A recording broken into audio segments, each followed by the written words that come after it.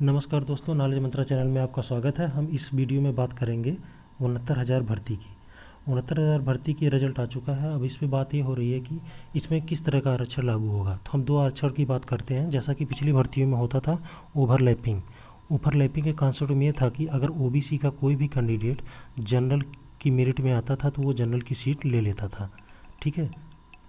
अब दूसरा कॉन्सेप्ट ये है कि अगर ओवरलैपिंग को ख़त्म करके ये सरकार इस भर्ती को भर्ती करती है तो क्या होगा।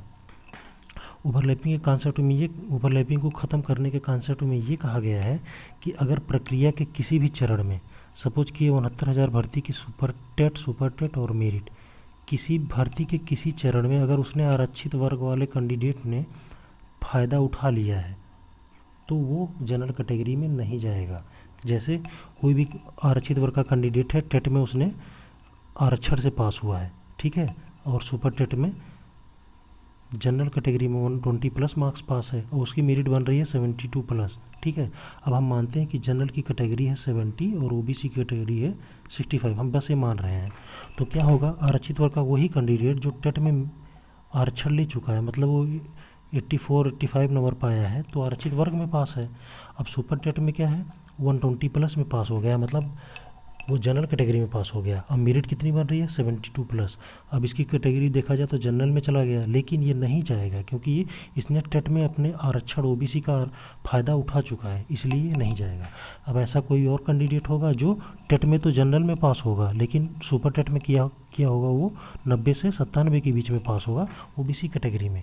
तो ऐसे उसने फ़ायदा उठा लिया कौन सी चरण में, दूसरे चरण में फ़ायदा उठा लिया ओबीसी का। अब उसकी मेरिट भले 72 प्लस चली जाए जनरल कैटेगरी से ऊपर, फिर भी वो अपने ही आरक्षित वर्ग में रहेगा, ना कि जनरल की सीट खाएगा। ये बात हो गई ओवरलैपिंग को ख़त्म करने के कॉन्सेप्ट में।